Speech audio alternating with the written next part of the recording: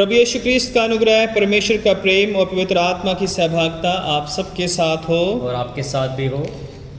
सर्वशक्तिमान परमेश्वर, आपके सम्मुख सबके हृदय खुले हैं। आप सबकी अभिलाषाओं को जानते हैं और आपसे कोई भेद छिपा नहीं। अपनी पवित्र आत्मा की प्रेरणा से हमारे हृदय के विचारों को शुद्ध कीजिए, ताकि हम आपसे पूर्ण रूप से प्रेम करें और योग्य रीति से आपके पवित्र नाम की स्तुति करें, हमारे प्रभु यीशु क्रिस्त के द्वारा।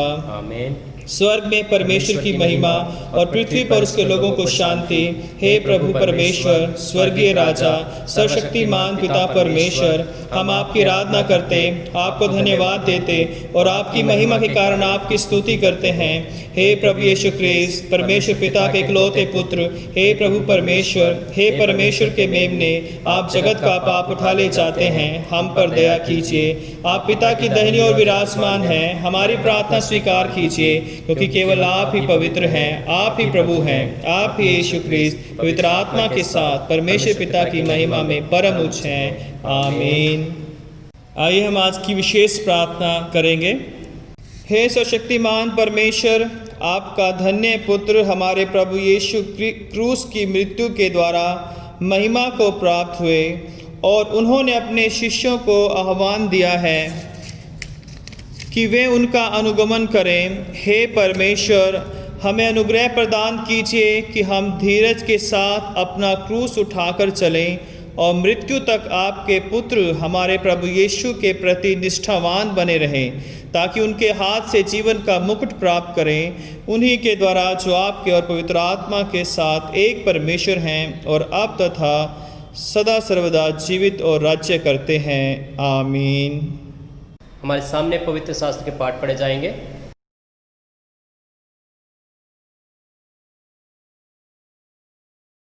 सबको जय मसीह की। आज मैं आपके सामने पढ़ूंगी यशाया उसका 53 अध्याय, उसकी 1 से 4 आयत, फिर 10 और 11 आयत। जो समाचार हमें दिया गया उसका किसी ने विश्वास किया, और यहोवा का भुजबल किस पर प्रकट हुआ, क्योंकि वह उसके सामने अंकुर के समान और ऐसी जड़ के समान उगा जो निर्जल भूमि में फूट निकले।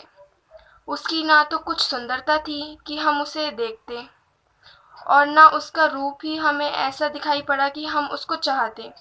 वह तुच्छ जाना जाता और मनुष्य का त्यागा हुआ था।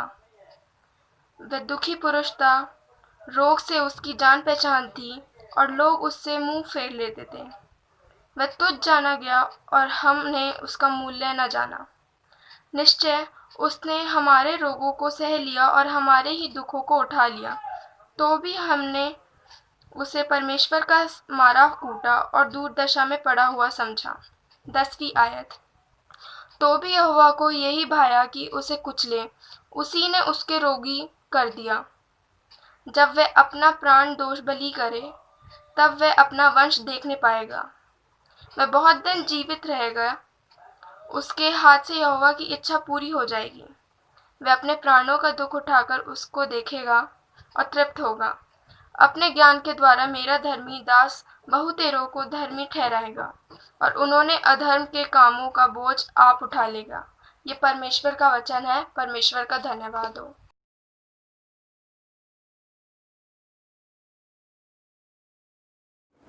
आप सबको जय मसीह की। मैं आपके आगे पढ़ूंगी भजन संहिता 1 से 2, 1 से अंत तक। हे यहोवा, मेरी प्रार्थना सुन, मेरी दुहाई तुझ तक पहुँचे। मेरे संकट के दिन अपना मुख मुझसे ना छिपा ले, अपने कान मेरी ओर लगा। जिस समय मैं पुकारूं, उसी समय फुर्ती से मेरी सुन ले, क्योंकि मेरे दिन धुएं के समान उड़े जाते हैं और मेरी हड्डियां लुकटी के समान जल गई है। मेरा मन झुलसी हुई घास के समान सूख गया है और मैं अपनी रोटी खाना भूल जाता हूँ। कराते कराते मेरा चमड़ा हड्डियों में सट गया है। मैं जंगल के धनेश के समान हो गया हूँ। मैं उजड़े स्थानों के उल्लू के समान बन गया हूँ। मैं पड़ा पड़ा जागता रहता हूँ और गौरे के समान हो गया हूँ, जो छत के ऊपर अकेला बैठता है।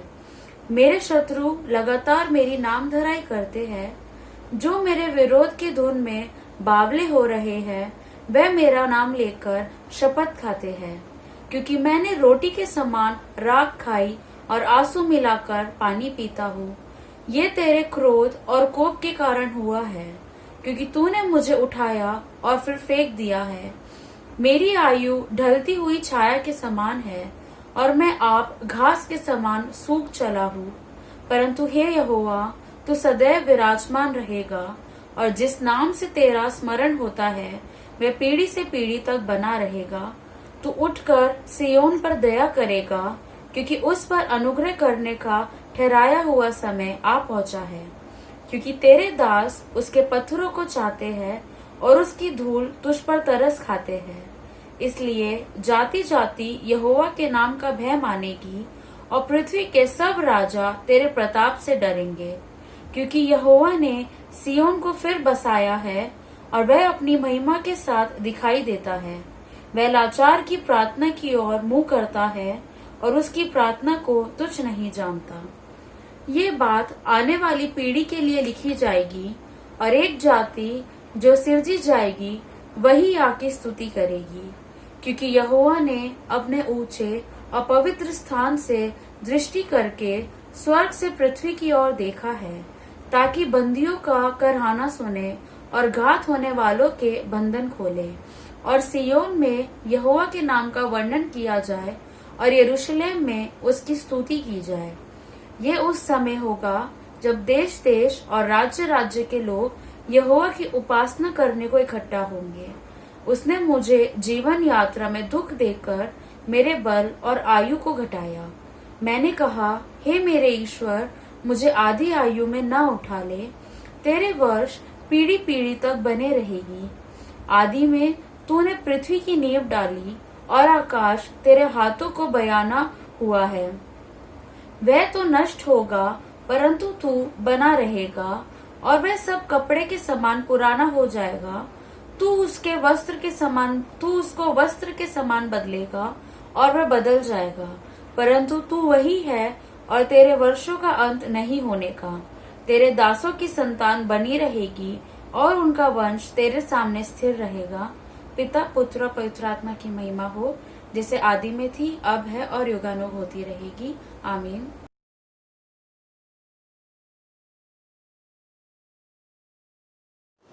मैं आप लोगों के सामने पढ़ूंगा 2 कुरिन्थियों उसका 4 अध्याय 7 से 14 वचन। 2 कुरिन्थियों 4 अध्याय 7 से 14 वचन। परंतु हम मिट्टी के पात्रों में यह धन इसलिए रखा हुआ है कि सामर्थ्य की असीम महानता हमारी ओर से नहीं वरन परमेश्वर की ओर से ठहरे।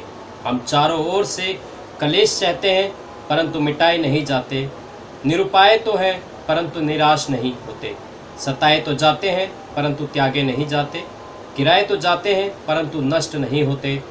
हम यीशु की मृत्यु को सदा अपनी देह में लिए फिरते हैं कि यीशु का जीवन हमारी देह में प्रकट हो। हम जो जी रहे हैं सर्वदा यीशु के कारण मृत्यु के हाथों सौंपे जाते हैं कि यीशु का जीवन भी हमारे मरणशील शरीर में प्रकट हो। इस प्रकार मृत्यु तो हम में पर जीवन तुम में कार्य करता है। लिखा है, मैंने विश्वास किया इसलिए मैं बोला, इसलिए कि विश्वास की वही आत्मा हम में है। हम भी विश्वास करते हैं और इसलिए बोलते हैं तथा ये जानते हैं कि जिसने प्रभु यीशु को जिलाया वही हमें भी यीशु के साथ जिलाएगा और हमें भी तुम्हारे साथ अपने सम्मुख उपस्थित करेगा। ये परमेश्वर का वचन है। परमेश्वर का धन्यवाद हो। आइए हम सुसमाचार वचन में जाने से पहले एक गीत गाएं।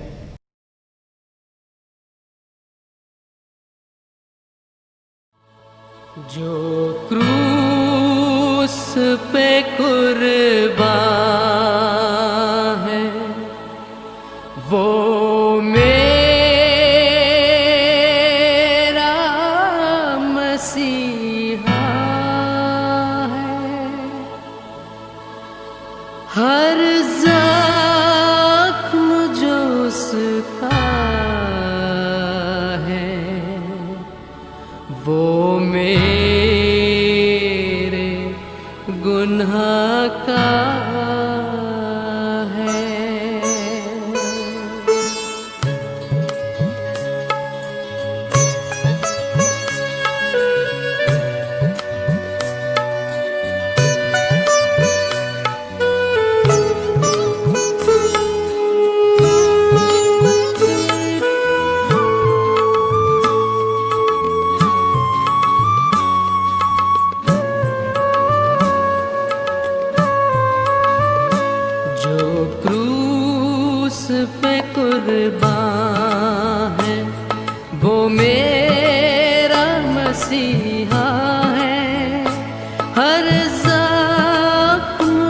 उसका है, वो मेरे गुनाह का है, जो क्रूस पे कुर्बान है, वो मेरा मसीहा है। हर ज़ख्म जो उसका है, वो मेरे गुनाह का है।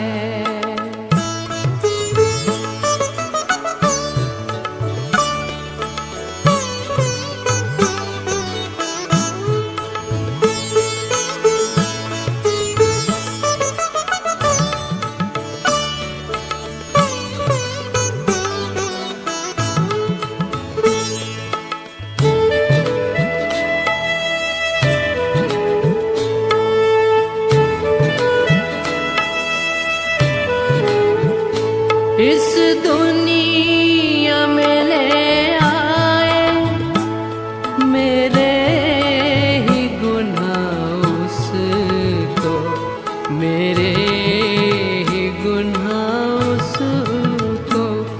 ये जुल्म और सितम उस पर मैंने ही कराया है, मैंने कराया है, जो क्रूस पे कुर्बान है, वो मेरा मसीहा है।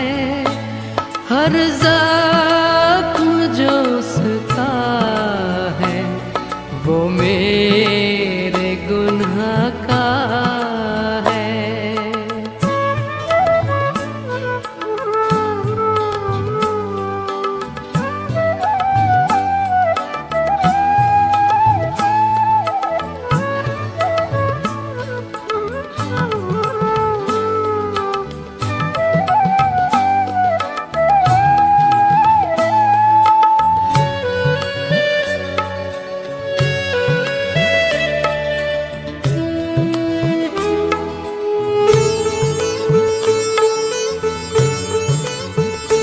इंसान है वो कामिल और सच्चा खुदा वो है, और सच्चा खुदा वो है।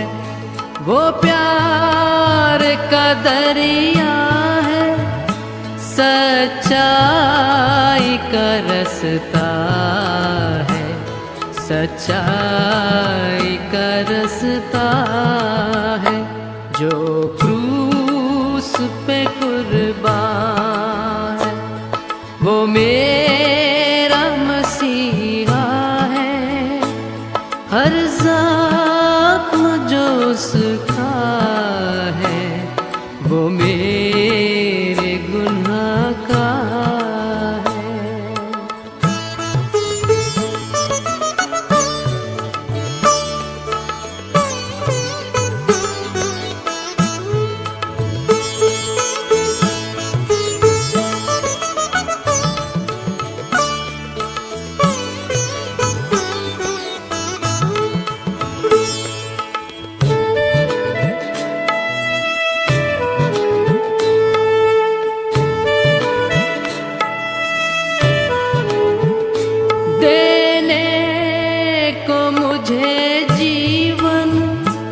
खुद मौत सही उसने, खुद मौत सही उसने।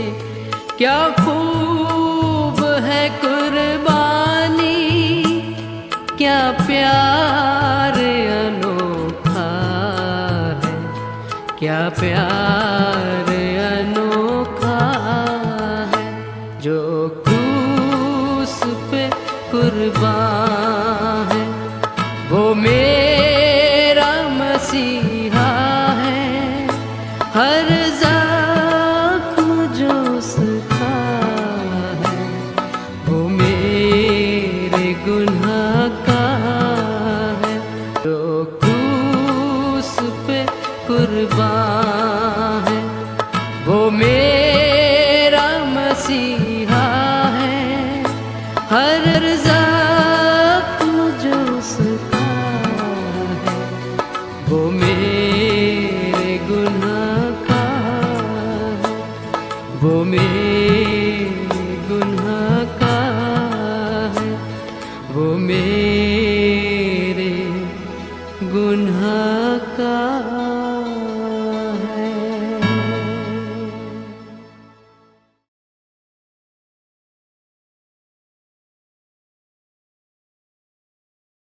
आज के मनन के लिए जो सुसमाचार का हिस्सा लिया गया है वो पाया जाता है मत्ती रचित सुसमाचार उसका 16वां अध्याय और उसकी 13 से 24 आयत तक।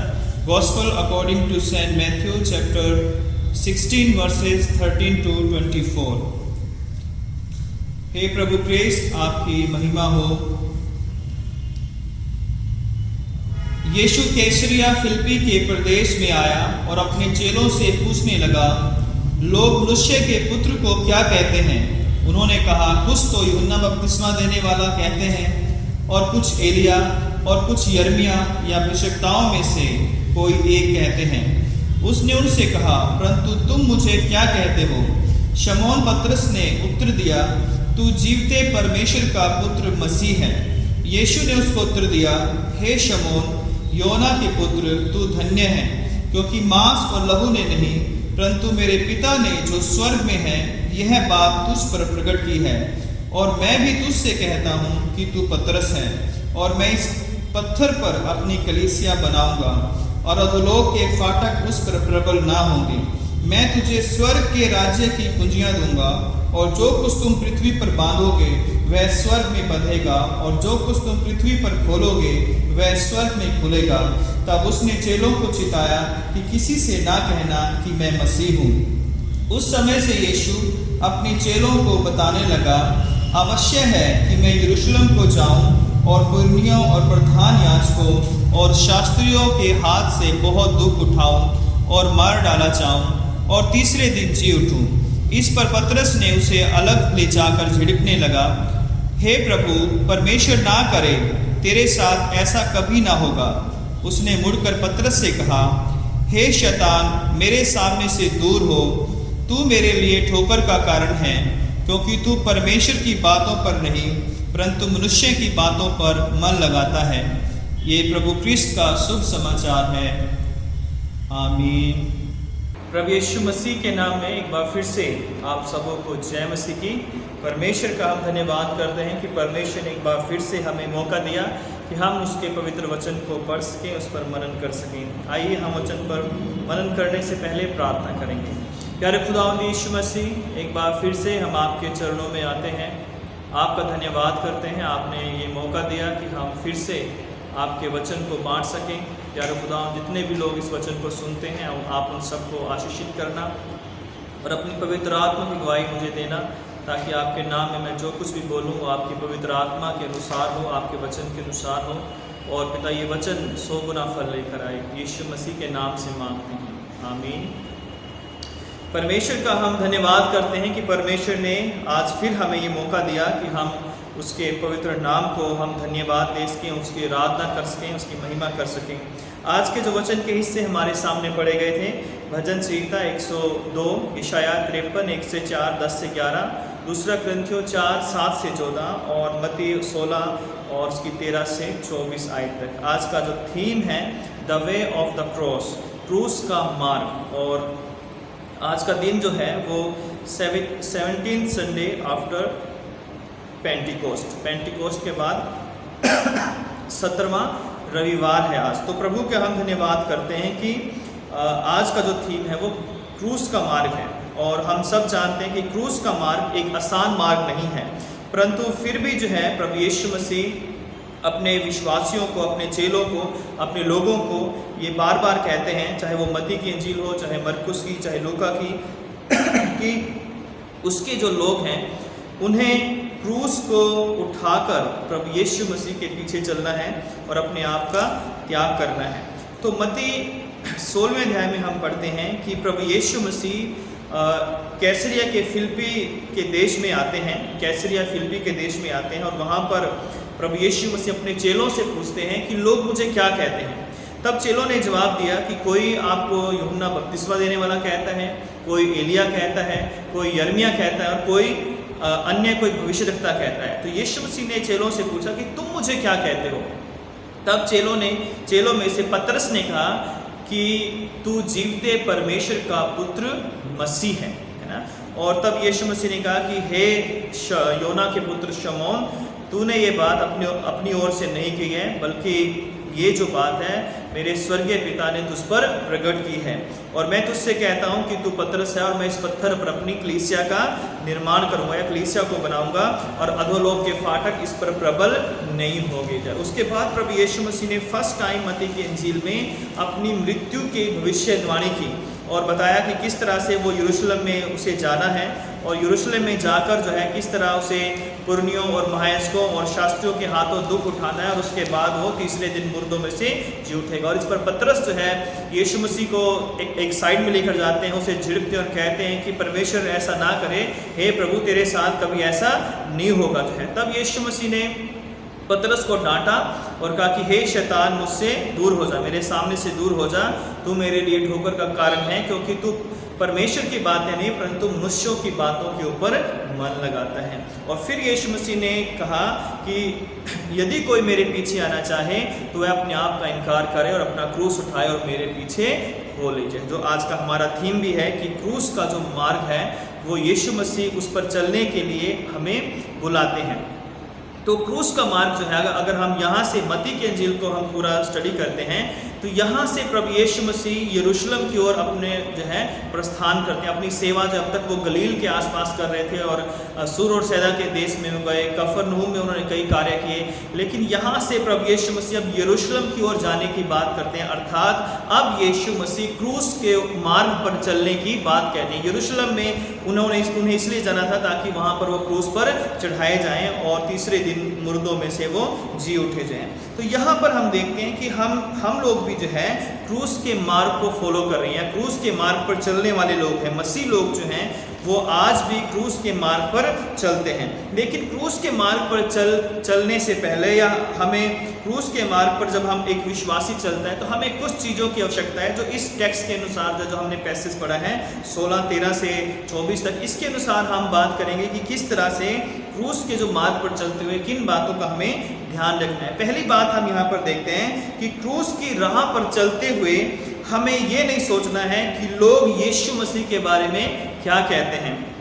Walking on the way of cross we don't need to think और see what people say about Jesus Christ. तो यहाँ पर हमें एक बात देखनी है कि यीशु मसीह ने सबसे पहले चेलों से पूछा कि लोग मुझे क्या कहते हैं। तो लोगों ने कहा कि कोई तुम्हें एलिया कहता है, कोई यर्मिया कहता है, कोई यूहन्ना बपतिस्मा देने वाला कहता है या कोई भविष्यद्वक्ता कहता है। और आज भी हम देखते हैं कि लोग प्रभु यीशु मसीह के बारे में अलग अलग अपने विचार रखते हैं, राय रखते हैं। और पिछले 2000 सालों में यीशु मसीह को अलग अलग लोगों के द्वारा अलग अलग नज़रिए से देखा गया और आज भी लोग जो है प्रभु यीशु मसीह को अलग अलग तरीके से देखते हैं। उनकी सोच प्रभु यीशु मसीह के प्रति अलग अलग है। कोई उसे एक अच्छा शिक्षक मानता है, कोई उसे एक भविष्यद्वक्ता मानता है और परमेश्वर का पुत्र नहीं मानता, कोई उसे केवल एक अवतार मानता है, कोई उसे एक महान संत मानता है, कोई यीशु मसीह को एक इतिहास का एक बहुत महापुरुष या एक महान व्यक्ति मानता है, कुछ लोग उसे विदेशी ईश्वर मानते हैं, कुछ लोग ऐसे भी हैं जो यीशु मसीह का नाम लेने से डरते हैं, ना उसके नाम से कांपते हैं कि ये शायद जो है हमारे जीवन को या धर्म को बदल देगा या हमारी जाति को बदल देगा जो है, तो उससे डरते हैं। कई लोग यीशु मसीह का विरोध करते हैं और कई लोग उसकी निंदा करते हैं और जहाँ यीशु मसीह का नाम लिया जाता है वहाँ पर वो हमेशा विरोध उत्पन्न करने का प्रयास करते हैं। तो यहूदी लोग भी यीशु मसीह को यीशु के रूप में तो वो जानते थे, लेकिन मसीह के रूप में उसे स्वीकार करना वो नहीं चाहते थे, उसे प्रभु के रूप में वो स्वीकार करना नहीं चाहते थे। तो उस सब भीड़ में भी चेले जो थे वो यीशु मसीह पर विश्वास करते थे और उसके साथ साथ वो चलते थे। तो आज जब मैं और आप भी यीशु मसीह के पास पीछे चल रहे हैं और अपने क्रूस के मार्ग पर हम चल रहे हैं, उस क्रूस को उठाकर हम चल रहे हैं, तो हमारे सामने बहुत सारे लोग हैं जो यीशु मसीह के बारे में अलग अलग राय रखते हैं। लेकिन आज प्रभु का वचन जब यीशु मसीह कहते हैं कि लोग मुझे कहते हैं क्या कहते हैं, तो उसी तरह आज भी लोग अनेक बातें प्रभु यीशु मसीह के बारे में कहते हैं। लेकिन मुझे और आपको देखना है कि जब हम उस क्रूस के रास्ते पर चल रहे हैं तो हम यीशु मसीह को क्या मानते हैं या क्या समझते हैं, क्या उसके बारे में हमारी जानकारी है, या वो मेरे और आपके लिए क्या है। ये हमारे लिए ये क्वेश्चन जो है पूछना बहुत जरूरी है कि मेरे लिए यीशु मसीह कौन है। तो दूसरी बात यहाँ पर हम देखते हैं, अगर 15 से आगे हम पढ़ते हैं तो जो क्रूस का मार्ग पर चलते हुए हमें ये जानना बहुत ज़रूरी है कि यीशु ही मसीह है और वह मेरा उद्धार करता है। Walking on the way of cross, we must know and confess that Jesus is my Savior, Jesus is Messiah. यीशु मसीह ही मसीह है, मसीहा है और वही मेरा उद्धार करता है। जब हम क्रूस की राह पर चलते हैं तो हमें ये जानना बहुत ही महत्वपूर्ण है कि यीशु कौन है, और उससे भी बढ़कर जो है जब हम उसकी खोज करते हैं, उसे पाते हैं, तो हम ये जान पाते हैं कि यीशु मसीह ही वो मसीहा है जो मेरे और आपके गुनाहों के लिए मारा गया और गाड़ा गया जाए। मसीहा शब्द जो है वो पुराने नियम का शब्द है, यानी इब्रानी भाषा में मसीहा is a Hebrew word which means someone anointed with oil, someone anointed with oil। तो मसीहा वो व्यक्ति है जो इसका तेल के द्वारा अभिषेक किया गया है किसी काम को करने के लिए जो है। अर्थात पुराने नियम में जो है अक्सर राजाओं का अभिषेक किया जाता था, इसलिए माना जाता था कि मसीह एक राजकीय व्यक्ति है ना। यीशु मसीह एक रॉयल किंग है, he is a royal king है। और ग्रीक में जो है इस जो वर्ड है, जो हिब्रू वर्ड है, उसका जो ट्रांसलेशन किया गया है वो है क्रिस्टोस ना।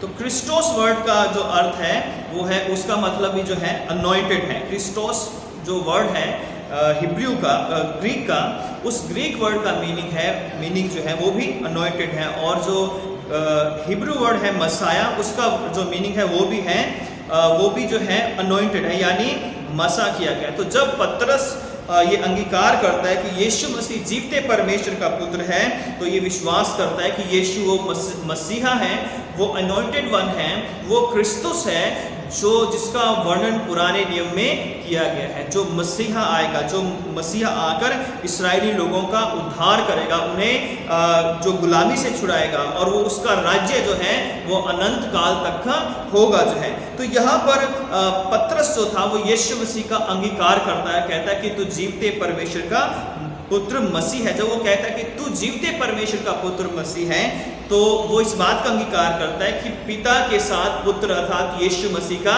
संबंध है, और उसका संबंध जो है वो पिता पुत्र का संबंध है। और इसलिए पतरस जो है वो अंगीकार करता है कि तू जीवते परमेश्वर का पुत्र मसीह यीशु है, यानी जीवते परमेश्वर का पुत्र मसीहा है, यीशु है। तो ये अंगीकार जो है बड़ा ही महत्वपूर्ण है, क्योंकि रोमियो 10:9 में लिखा हुआ है, 9:10 में, कि यदि तू अपने मुंह से यीशु को प्रभु जानकर अंगीकार करे और अपने मन से विश्वास करे कि परमेश्वर ने उसे मरे हुए में से जलाया, तो तू निश्चय उद्धार पाएगा। क्योंकि धार्मिकता के लिए मन से विश्वास किया जाता है और उद्धार के लिए मुंह से अंगीकार किया जाता है। तो जब तक हम मुंह से अंगीकार नहीं करते कि यीशु मसीह हमारा प्रभु है, वो हमारा मसीहा है, वो हमारा उद्धार करता है, तब तक हमारा उद्धार निश्चित नहीं है। क्योंकि रोमियो में लिखा है कि विश्वास करने वाले लोगों को अपने मुंह से अंगीकार करना जरूरी है, विश्वास करना जरूरी है कि यीशु ही मसीह है और वो हमारे लिए मारा गया, गाड़ा गया और तीसरे दिन मुर्दों में से जी उठा जो है।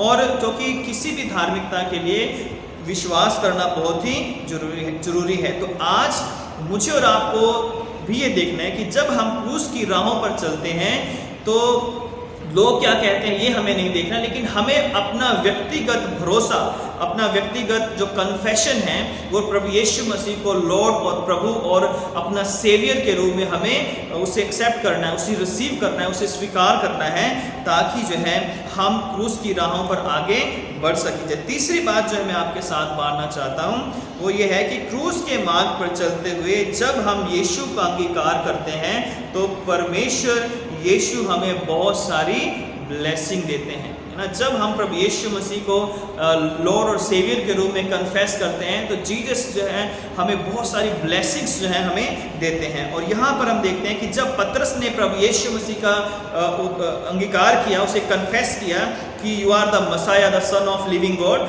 तब उसने जो है प्रभु यीशु मसीह ने तब क्या किया, तब यीशु मसीह ने कहा था कि और मैं तुझसे ये कहता हूँ कि तू पतरस है और मैं इस पत्थर पर अपनी कलीसिया बनाऊंगा और अधोलोक के फाटक उस पर कभी प्रबल ना होंगे। उससे पहले कहा था कि हे शमौन के पुत्र तू धन्य है, यू आर ब्लेसड जो है। तो यहाँ पर देखते हैं blessed are you Simon Barjona because flesh and blood did not reveal this to you but my father who is in heaven. जो मेरा पिता है स्वर्ग में, हेवन में, उसने तुझ पर ये बात को प्रकट किया है। तो तुरंत जब पतरस ने ये कन्फेस किया, ये अंगीकार किया कि जीसस इज द मसाया, यीशु मसीह वो मसीहा है जिसका भविष्यवाणियाँ की गई हैं, तभी प्रभु यीशु मसीह ने कहा कि ब्लेसड आर यू साइमन। तो साइमन जो है तो बहुत ही आशीषित है। तो वो व्यक्ति भी, वो लोग भी जो यीशु मसीह को कन्फेस करते हैं अपने उद्धारकर्ता के रूप में, प्रभु के रूप में, परमेश्वर उन्हें बहुत सारी ब्लेसिंग देते हैं, बहुत सारी आशीषें देते हैं। और यहाँ पे पतरस को जो आशीष मिली वो बहुत बड़ी आशीष थी कि प्रभु यीशु मसीह ने कहा कि तू पतरस है और मैं इस पत्थर पर अपनी कलीसिया को बनाऊंगा और अधोलोक के फाटक इस पर प्रबल ना होंगे। मैं तुझे स्वर्ग के राज्य की कुंजियां दूंगा और जो कुछ तू पृथ्वी पर बांधेगा वह स्वर्ग में बंधेगा और जो कुछ तो पृथ्वी पर खोलेगा वह स्वर्ग में खुलेगा। तो ये पतरस को परमेश्वर ने अधिकार दिया, अन्य चेलों को यह अधिकार दिया कि जो कुछ पतरस और अन्य चेले यीशु मसीह के नाम में करेंगे वो जो है स्वर्ग में भी उनके लिए हो जाएगा। और हम ये देखते हैं कि पतरस के प्रचार के द्वारा, हम प्रेरितों का काम 2 अध्याय पढ़ते हैं, जब पतरस ने पहली बार प्रचार किया पवित्र आत्मा आने के बाद, तो एक ही दिन में 3000 लोगों ने विश्वास किया। और उसी पतरस के उस गवाही के द्वारा, उस प्रचार के द्वारा हम देखते हैं कि पहली बार कलीसिया की नींव रखी गई और उस कलीसिया के ऊपर लिखा है कि अधोलोक के फाटक तुझ पर प्रबल ना होंगे। और आज तक इस कलीसिया के ऊपर, मसीह यीशु की कलीसिया के ऊपर किसी भी तरह के अधोलोक के फाटक आज तक प्रबल नहीं हुए। क्यों? क्योंकि ये कलीसिया जो है प्रभु यीशु मसीह ने स्वयं इसको जो है चुना है, इसको बनाया है। और परमेश्वर ने अपने दास पतरस और अन्य चेलों के बलिदानों के द्वारा या उनकी गवाही के द्वारा और उनको जो प्रॉमिस किए थे परमेश्वर ने, उनके द्वारा जो है इस कलीसिया की निर्माण हुआ, इस कलीसिया की नींव रखी गई है। तो पतरस को ये बहुत बड़ी ब्लेसिंग मिली कि जो कलीसिया पतरस के प्रचार के द्वारा जिसका निर्माण हुआ था, आज तक वो कलीसिया ज्यों की त्यों स्थिर है और वो घट नहीं रही है, बल्कि दिन प्रतिदिन वो कलीसिया बढ़ती ही जा रही है। वो हर दिन हर रात जो है वो कलीसिया बढ़ रही है। तो चौथी बात हम यहाँ पर देखते हैं कि क्रूस की राह पर चलते हुए हमें अपने आप का इनकार भी करना है। Walking on the way of cross we have to do self denial जो है, तो हमें अपने आप का इनकार करना पड़ेगा जो है। तो यीशु मसीह ने कहा कि यदि कोई मेरे पीछे आना चाहे तो वह अपने आप का इनकार करे, और खासकर जो है अपने आप का इनकार करें। He must deny himself and take up his cross and follow me। तो उसे अपना क्रॉस उठाना है और अपने आप को इनकार करना है। और आज हर एक मसीह जो है, परमेश्वर हर एक मसीह को ये आज्ञा देते हैं कि यदि हम परमेश्वर के पीछे, प्रभु यीशु मसीह के पीछे चलना चाहते हैं तो हमें अपने आप का इनकार करना बहुत ही जरूरी है।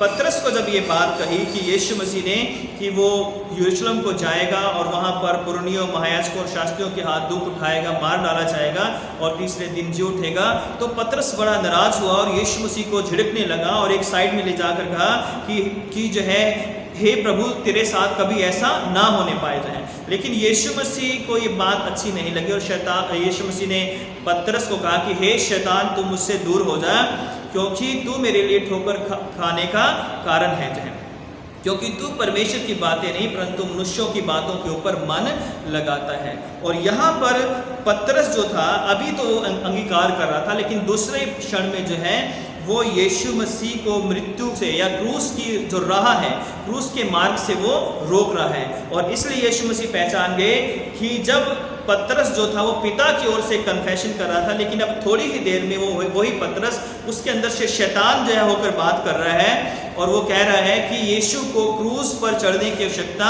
नहीं है, उसे मृत्यु की आवश्यकता नहीं है, उसे दुख उठाने की आवश्यकता नहीं है, क्योंकि वो तो मसीहा है, वो तो राज्य करेगा, वो तो सारी जो रोमी सेना है उसको हरा देगा, अपने शत्रुओं को हरा देगा और वो एक राजा के समान जो है वो राज्य करेगा। और शायद पतरस सोच रहा होगा कि यीशु मसीह राजा बनेंगे और वो उसका एक बहुत ही जो है अच्छा मंत्री जो है वो बन सकता है, इस कारण वो यीशु मसीह को झिड़कता है। लेकिन यीशु मसीह ने उसे समझाया, सिखाया और उसे डांटा कि जो यीशु मसीह की राह है वो क्रूस की राह है, वो दुख, मृत्यु और वो कष्टों की राह है, और उस राह पर चलकर ही उसे पूरे मानव जाति का छुटकारा करना है ना, क्योंकि जो क्रूस की राह है वो दुख, दर्द, नम्रता, बलिदान और त्याग का रास्ता है। पतरस ये नहीं चाहता था कि यीशु मसीह मरे और वो जो है राजा ना बने, लेकिन यीशु मसीह को पता था कि यीशु मसीह को सारी उन भविष्यवाणियों को पूरा करना है, और वो इसलिए संसार में आया था ताकि वो अपना प्राण बहुतों की छुड़ौती के लिए दे जाए। इसके लिए यशाया को अगर हम पढ़ते हैं, यशाया में साफ जो मसीहा है उसके बारे में बताया गया है, जो सर्वेंट मसीहा है, जो है सेवक के रूप में, जो एक दास है, परमेश्वर का दास है, वो कैसे बलिदान अपने आप का देगा। और वो सारा यशाया 53 में हम पढ़ सकते हैं कि हमारे ही पापों के कारण से उसके ऊपर ताड़ना पड़ी, जो है किस तरह उसे मारा गया, भेदा गया जो है, और उसने मुंह ना खोला। तो यीशु मसीह जो है अपना बलिदान देने के लिए संसार के अंदर आए थे। तो क्रूस का जो मार्ग है वो बलिदान का, त्याग का, नम्रता का, अपने आप का इनकार करने का मार्ग है। यीशु मसीह चाहते तो वो जो है जैसे बड़े बड़े काम कर रहे थे, जो पावर उनके पास थी, जो सामर्थ उनके अंदर थी, उससे वो 1 मिनट में राजा बन सकते थे। पूरे इस्राएल के नहीं बल्कि पूरे संसार के वो राजा, दुनियावी राजा बन सकते थे। लेकिन यीशु मसीह ने वो संसारिक रास्ता नहीं चुना, बल्कि यीशु मसीह ने संसार के उद्धार के लिए क्रूस का मार्ग चुना, और आज उसी क्रूस के मार्ग पर चलने के लिए यीशु मसीह हमें आह्वान देते हैं और कहते हैं कि यदि कोई मेरे पीछे आना चाहे तो वह अपने आप का इनकार करे। अब सवाल यह है कि क्या हम यीशु मसीह के पीछे आना चाहते हैं, और इसका आंसर यह है कि हाँ, हम सब जो है यीशु मसीह के पीछे चलना चाहते हैं। हम उसके लोग हैं, हम उसकी भेड़े हैं, उसने हमें चुना है और हम उसको फॉलो कर रहे हैं, हम उसके मार्ग पर चल रहे हैं। लेकिन वो मार्ग कौन सा है? यीशु मसीह ने कहा है कि यदि कोई मेरे पीछे आना चाहे तो वो अपने आप का इनकार करे जो है, और अपना क्रूस उठाए जाए। तो जब हम यीशु मसीह के पीछे चलते हैं तो हमें अपने आप का इनकार करना है, अपना क्रूस उठाना है और यीशु मसीह के पीछे हो लेना। अपने आप का इनकार करना है कि हमारी जो संसारिक बुरी अभिलाषाएं हैं, चाहे वो हमारा घमंड है, चाहे हमारे वो पाप हैं, चाहे वो हमारे अंदर बुराइयां हैं, चाहे हमारे गंदी आदतें हैं, चाहे हमारी बुरी बुरी अभिलाषाएं, उन सब अभिलाषाओं का हमें इनकार करना है। यदि हम किसी भी तरह के पाप में पड़े हैं, हम झूठ के, चोरी के, धोखे के, जो है शराब के, नशों के या सिगरेट के या किसी भी तरह के अन्य नशों के अंदर जो अगर हम पड़े हुए हैं, तो हम अपना क्रूस नहीं उठा रहे हैं। हमें अगर अपना क्रूस उठाना है तो हमें उन सब संसारिक बुरी बातों को, बुरी लालसाओं को, बुरी अभिलाषाओं को हमें त्यागना होगा। हमें झूठ बोलना, हमें चुगली करना, हमें निंदा करना, हमें बुराई करना, हमें व्यभिचार करना, हमें अनादर करना, हमें दूसरों के नीचे गिराना, हमें तमाम उन सब बुरी बातों को छोड़ना होगा। हमें परमेश्वर के एक रास्ते पर चलना होगा। हमें दो रास्तों को छोड़ना होगा। वो रास्ता जो एक परमेश्वर की तरफ भी जाता है, या हम संसारिक रास्ते पर भी चल रहे हैं, है ना। तो हमें दो रास्ते छोड़ने होंगे और हमें एक रास्ते पर चलना होगा। वो क्रूस का मार्ग है, और उस क्रूस के मार्ग में बेशक दुख है, कठिनाइयां हैं, परेशानियां हैं, मुसीबतें हैं, लेकिन उस क्रूस के मार्ग में परमेश्वर हमें कभी छोड़ता और त्यागता नहीं है। और इसलिए जो है दूसरा कुरिन्थियों के अंदर पौलुस जो है इस बात को कहता है 4वें अध्याय में कि 8वीं आयत में कि हम चारों ओर से क्लेश तो भोगते हैं पर संकट में नहीं पड़ते, निरुपाय तो हैं पर निराश नहीं होते, सताए तो जाते हैं पर त्यागे नहीं जाते, गिराए तो जाते हैं पर नाश नहीं होते। हम यीशु की मृत्यु को अपनी देह में हर समय लिए फिरते हैं कि यीशु का जीवन हमारी देह में प्रकट हो जाए।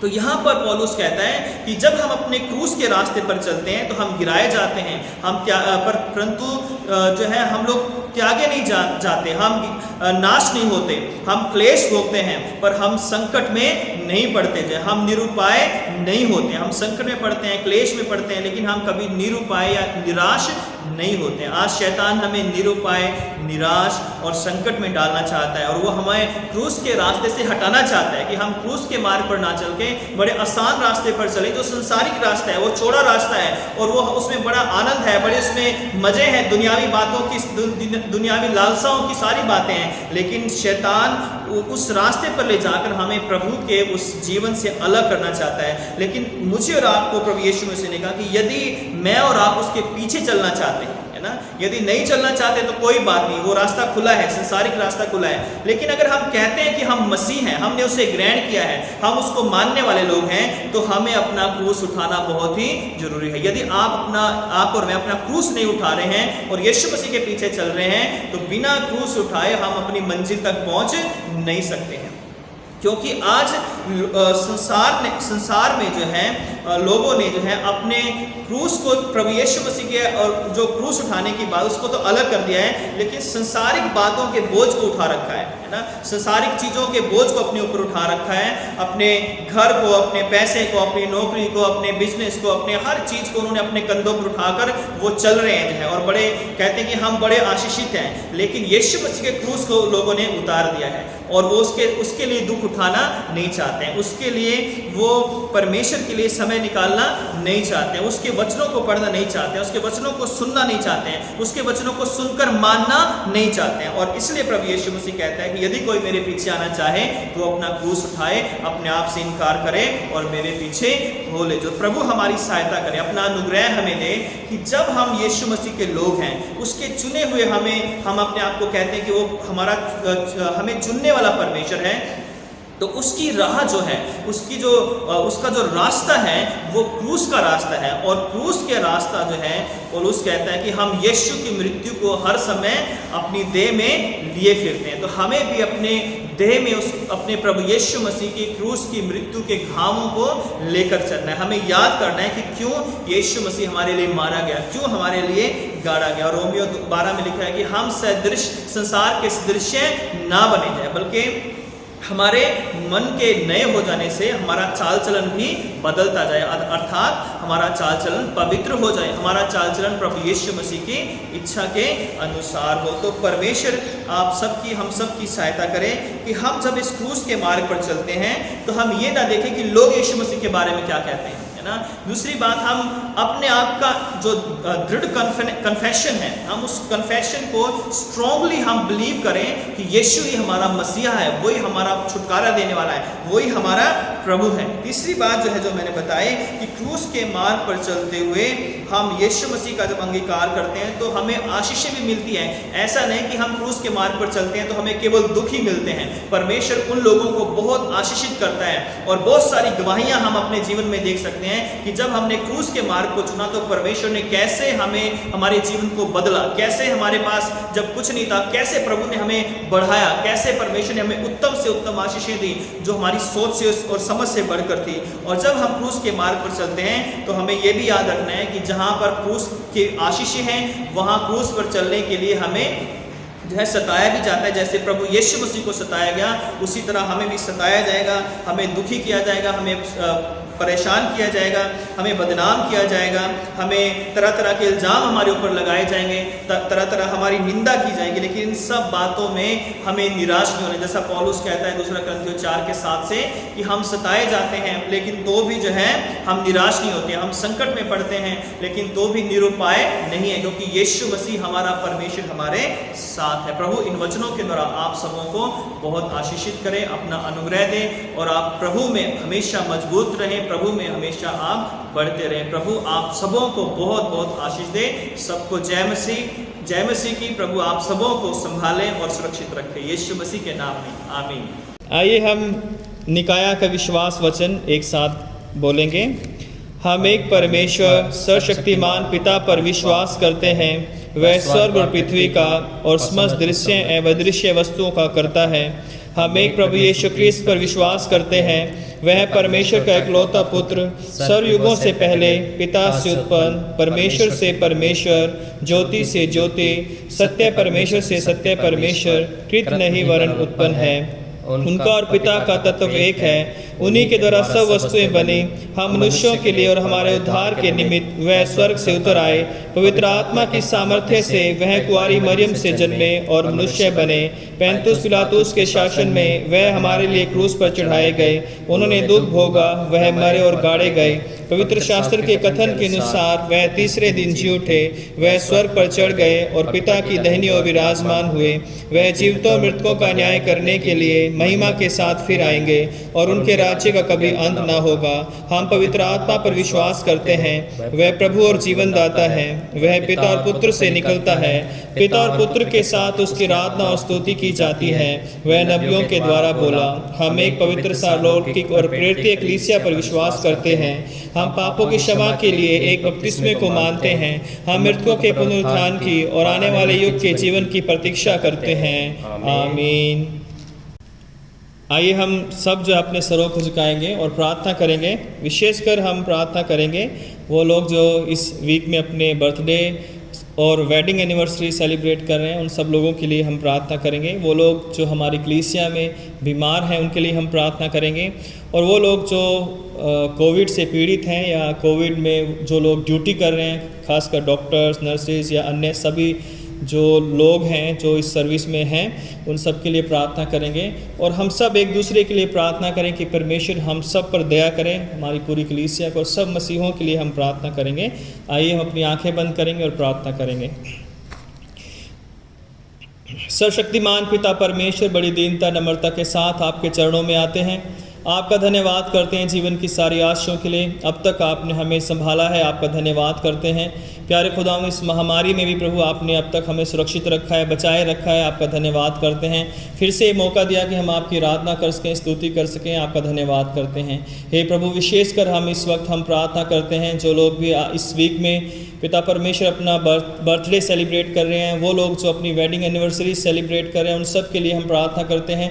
आपका अनुग्रह उन पर हो, आपका पवित्र आत्मा उन पर दया करें मेरे पिता परमेश्वर। प्यारे खुदा, उनकी आयु को लंबी करना पिता परमेश्वर। जो लोग अपने बर्थडे सेलिब्रेट कर रहे हैं मेरे पिता, उनके घरों को, परिवारों को आप आशीषित करना। जो लोग अपनी सालगिरह मनाते हैं उनको भी आप ब्लेस करना, उनके पारिवारिक जीवन को, बच्चों को पिता, काम काज को ब्लेस करना मेरे पिता। जो लोग हमारी कलीसिया में बीमार हैं मेरे पिता परमेश्वर, उनके लिए प्रार्थना करते हैं मेरे पिता। या जो लोग भी इस वर्शिप को देख रहे हैं, यदि कोई बीमार है, यीशु मसीह के नाम से हम उसके लिए प्रार्थना करते हैं। आपकी सामर्थ इसी वक्त उन्हें छुए और चंगा करे। हर एक बीमारी को यीशु नासरी के नाम से हम डांटते हैं और हर एक शराब को तोड़ देते हैं और आपकी आशीष हम मांग लेते हैं मेरे पिता परमेश्वर। हम प्रार्थना करते हैं प्यारे खुदा, जो लोग भी कोरोना से अभी तक पीड़ित हैं पिता परमेश्वर, या पिता परमेश्वर बीमार हैं, उन सब पर दया कीजिए। सब बीमारों को आप चंगा कीजिए। और विशेषकर हम फिर से डॉक्टर्स के लिए, नर्सेज के लिए, उन सब स्टाफ के लिए, उन सब लोगों के लिए प्रार्थना करते हैं जो अभी भी पिता परमेश्वर हॉस्पिटल्स में या अन्य जगहों पर कोरोना पेशेंट्स के बीच में कार्य कर रहे हैं मेरे पिता परमेश्वर। आपका सामर्थ उनकी सहायता करें, उन्हें बचाए रख पिता परमेश्वर, ताकि वो बहुतों के लिए एक आशीष का, एक चंगाई का कारण बन सके मेरे पिता। प्यारे खुदा, अपनी पूरी कलीसिया को और सब लोगों को जो इस आराधना को देखते हैं, उन सब के लिए प्रार्थना करते हैं। आपकी आशीष हर एक जन पर होने पाए मेरे पिता परमेश्वर। धन्यवाद करते हैं, आपने हमारी प्रार्थना को सुना है। हमारे देश पर दया कीजिए, हमारे प्रधानमंत्री, हमारे राष्ट्रपति और हमारे पूरे देश पर आपकी दया, आपकी करुणा बनी रहे। और इस पूरे दिल्ली शहर पर आपकी आशीष बनी रहे। यहाँ के मुख्यमंत्री और जितने भी अधिकारीगण, उन सब पर आपकी आशीष चाहते हैं। आपका धन्यवाद करते हैं, अब तक आपने हम सबों को इस जगह पर सुरक्षित रखा है ताकि हम आपकी आराधना कर सकें, स्तुति कर सकें और आपके वचन को लोगों तक पहुंचा सकें। आपकी सारी आशीषों के लिए धन्यवाद देते हुए इस प्रार्थना को उद्धारकर्ता प्रभु यीशु मसीह के नाम से मांगते हैं, आमीन। आइए हम पापांगीकार की प्रार्थना में जाएंगे। Page number 129, section 17। प्रिय भाई और बहनों, हमारे प्रभु यीशु क्रिस्त यह कहते हैं, हमारा प्रभु परमेश्वर ही एकमात्र प्रभु है। तो प्रभु अपने परमेश्वर को अपने संपूर्ण हृदय, संपूर्ण प्राण, संपूर्ण बुद्धि और संपूर्ण शक्ति से प्रेम कर, यह पहली आज्ञा है। दूसरी यह है, अपने पड़ोसी को अपने समान प्रेम कर, इनसे बड़ी और कोई आज्ञा नहीं है। परमेश्वर ने संसार से ऐसा प्रेम किया कि उसने अपना इकलौता पुत्र यीशु क्रिस्त दे दिया कि वह हमें पापों से बचाए, स्वर्ग में हमारे लिए निवेदन करे और हमें शाश्वत जीवन में पहुँचाए। इसलिए हम पश्चाताप और विश्वास के साथ अपने पापों को स्वीकार करें। हम परमेश्वर की कृपा से उसकी आज्ञाओं का पालन करने का और सब लोगों के साथ मेल मिलाप और प्रेम से रहने का पक्का संकल्प करें। हे सर्वशक्तिमान परमेश्वर, हमारे स्वर्गीय पिता, हमने मन वचन और कर्म से आपके विरुद्ध और एक दूसरे के विरुद्ध पाप किया है। हमने अपनी ज्ञानता और दुर्बलता के कारण और जानबूझकर भी बुराई की है और भलाई करने में असफल रहे हैं। इन सब पापों के लिए हम सचमुच दुखी हैं और अंतःकरण से पश्चाताप करते हैं। आपके पुत्र यीशु क्रिस्त ने हमारे लिए अपने प्राण दिए।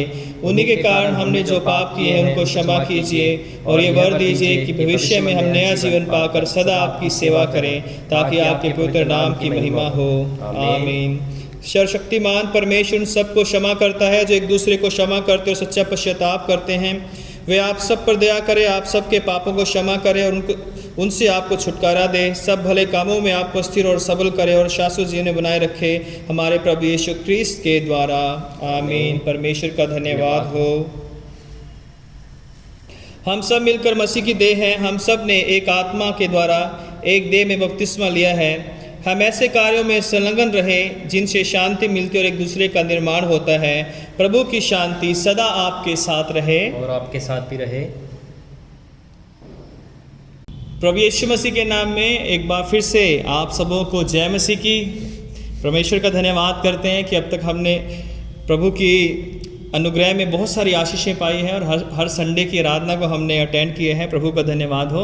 और जैसा कि पहले भी हमने अनाउंसमेंट किया था कि हम अपनी ऑफरिंग्स जो है, जो हम रेगुलर चर्च में देते थे, अभी भी हमें अपनी ऑफरिंग को जो है अपने घर में नहीं रखना है, बल्कि हमें प्रभु के लिए उसको निकालना है। और उसके लिए जो है हम अपने जो ऑफरिंग है, या तो अपने आपके घरों में एक गुल्लक हैं, आप इन गुल्लक में जो है डाल सकते हैं। आपके पास ये चर्च द्वारा दिए गए गुल्लक होंगे, या आप अपने घर में जो है कोई ऐसा बॉक्स बना सकते हैं और उसमें जो है आप ऑफरिंग को डाल सकते हैं जो है, ताकि जो है जब भी आप चर्च में आते हो और उस ऑफरिंग को, उस गुल्लक को जो है, उस बॉक्स को आप ला सकते हो चर्च में। और हर शाम को जो है पास्टरेट कमेटी के लोग चर्च में होते हैं और संडे को सुबह होते हैं, तो आप कभी भी शाम को या संडे की मॉर्निंग में आकर जो है आप अपनी ऑफरिंग जो है भेंट कर सकते हो। तो ये समय है कि हम अपनी ऑफरिंग जो है प्रभु के नाम में जो है अपने अपने जो गुल्लक हैं हमारे पास या बॉक्स है उनमें हम डालेंगे जो है। आइए हम एक गीत गाएं, इस दौरान हमारी भेंट एकत्रित की जाएगी।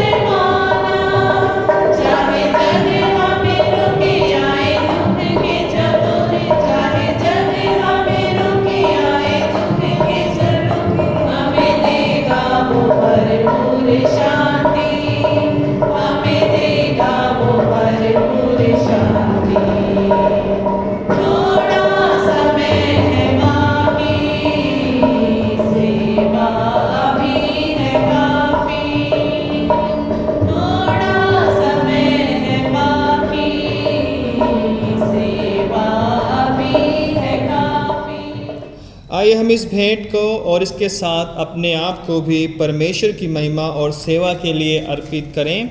सर्वशक्तिमान परमेश्वर, संसार के सृष्टिकर्ता, सब वस्तुएं आप ही से प्राप्त होती हैं और आपकी ही संपत्ति में से हम आपको भेंट चढ़ाते हैं। हम आपसे विनती करते हैं इस दान को अपने नाम की महिमा और अपने लोगों की भलाई के लिए स्वीकार कीजिए, हमारे प्रभु यीशु क्रिस्त के द्वारा। आमीन। आइए हम सब प्रभु की प्रार्थना के साथ बोलेंगे। हे हमारे स्वर्गीय पिता, आपका नाम पवित्र माना जाए, आपका राज्य आए, आपकी इच्छा जैसे स्वर्ग में पूरी होती है वैसे पृथ्वी पर भी पूरी हो। आप हमारे दिन भर की रोटी आज हमें दीजिए। आप हमारे अपराधों को क्षमा कीजिए जैसा हमने अपने अपराधियों को क्षमा किया है। आप हमें परीक्षा में मत डालिए परंतु बुराई से बचा लीजिए, क्योंकि राज्य, पराक्रम और महिमा अब और सदा सर्वदा आपके ही हैं। आमीन। परमेश्वर की शांति जो सारी समझ से परे है, परमेश्वर के और उसके पुत्र हमारे प्रभु यीशु क्रिस्त के ज्ञान और प्रेम में आपके हृदय और विचारों को सुरक्षित रखे, और सर्वशक्तिमान परमेश्वर पिता, पुत्र और पवित्र आत्मा की आशीष आप पर हो और आपके साथ सदा सर्वदा बनी रहे। आमीन। शांति से पूर्ण होकर जाओ, प्रभु से प्रेम करो और उसकी सेवा में लगे रहो। मसीह क्रिस्त के नाम में आमीन।